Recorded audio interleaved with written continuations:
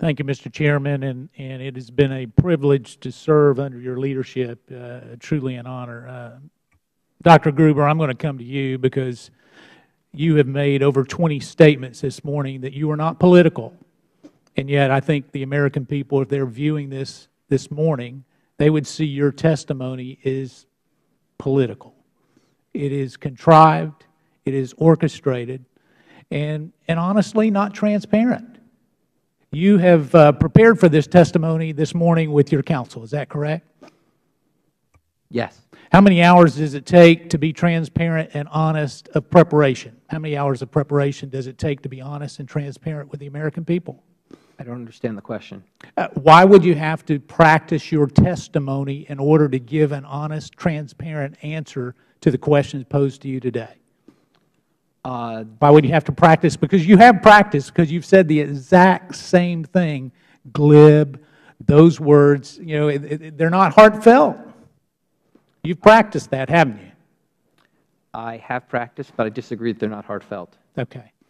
So let me ask you about your economic model, because you said it was accurate. So how many, in your economic model, how many Americans would lose their health care, could not keep their plan as the President promised under your economic model? I don't recall the exact number. So you can recall all these other figures, but you can't recall that one? No, I can't. Okay. Well, can you get that to us? Once again, oh, you don't want to get that to us? Once again, that depends on... Can you get us the number in your economic model of those that were not going to be able to keep their health care? Simple yes or no? I don't know. So you don't have it in your model? I don't know whether I can or not. You'll have to take that up with my counsel. Mr. Chairman, I see this witness as being very reluctant to give honest answers, and it is very troubling, not just to me, but to the American people. Ms. Tavenner, I'm going to go to you because the administration didn't want you to sit beside Mr. Gruber because they were afraid that his lack of transparency would be contagious, I guess, or you would be viewed in a different model. I'm troubled because I asked you some questions at the last time you appeared before this committee. And I asked you at that particular time about a rollout, and we went back and forth, and why did you not delay it? And your response to me, it says from Ms. Tavenner, well, I didn't think it was possible the way the FFM was configured to do that, nor did I think it was necessary. Do you stand by that today? I stand by the fact that I felt we were in good position to roll out last October. Okay.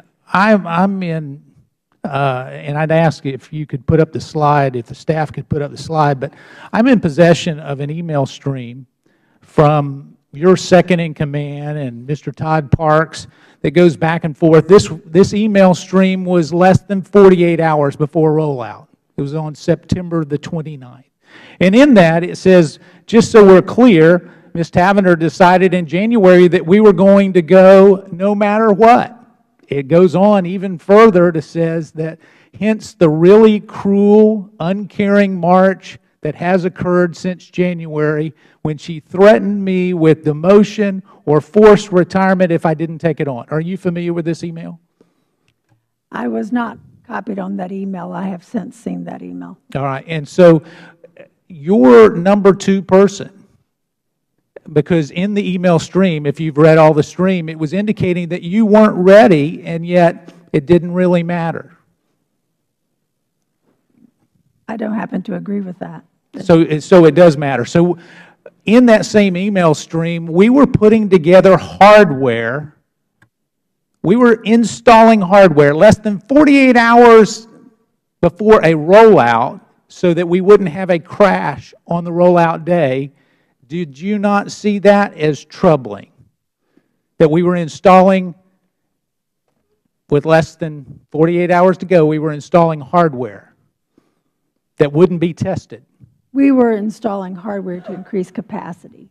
Right. I got the numbers. And so, but you don't see that that's troubling when you're rolling something out that you wouldn't be ready when you're going to put in a piece of hardware just less than 48 hours? We had tested and we were increasing our capacity to handle more volume. All I right. would not see that as troubling. And so this Ms. Snyder, is she with you today, or she was forced to retire? She was not forced to retire. In fact, during the Is she retired? She is retired. Her choice. She just wasn't forced to retire. She was not forced to retire. All right. Let me close by this. I sent your staff the information with regards to almost 4 million people that, if they do not re-enroll, will get hit with a tax bill some 10 to 12 months from now, if they do not, because their benchmark plan has changed. Are you notifying those almost 4 million people that they may get a tax bill if they do not re-enroll individually?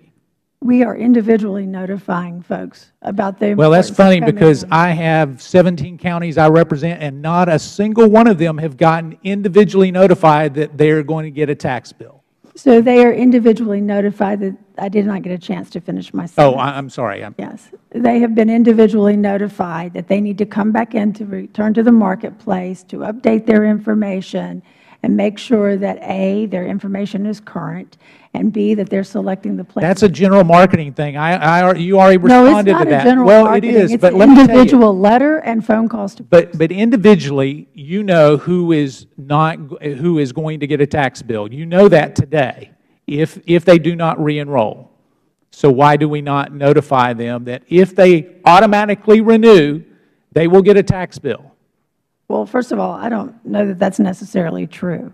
Well, talk to Dr. Gruber, because it is part of the plan that your premium, the rebate you get, whether your income changes or not, is based on selecting the benchmark silver plan. If the benchmark plan changes, and I would think that you would know that, you're over this, if the benchmark changes, then indeed the amount of money that you get back will be incorrect. So the benchmark is just one thing that changes, right? There's lots of other things that can change, that would change your tax liability or your tax. I understand that.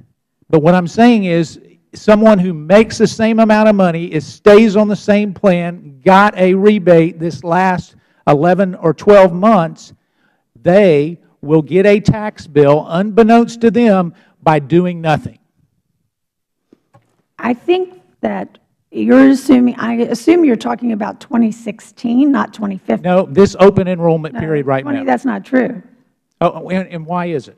Because I'm all ears. I want to tell the folks. First of all, the individuals who signed up in 2014, if they have a tax liability or tax credit, that will be in April of 2015. I understand that. Individuals that you're talking about now who are signing up for 2015, if they were to have a tax liability at all, it would be in April of 2016. That's correct. But that's what I'm saying. They're going to get a tax bill if they do automatically renew by February. If they don't, Not necessarily. It depends on so what's they going can on change with their the plan individual. after February. They cannot change their plan after February, but whether or not they have a tax liability is going to depend on each individual, which is why what you are trying to say is part of what we are stressing to individuals. Come back, update your information, look at a plan, shop, select. But when they did their original plan, they also understood that they are to update income, changes in family circumstance. There's lots of things that can affect it. I understand that. That's all I have. But what I'm saying is the benchmark plan in the counties I represent will change because it's a different carrier. If they do not go in and select the new plan, Well, first of all, if they don't select a new plan, we don't move them to a new carrier. Right, they will be automatically renewed. I appreciate the patience of the Chair.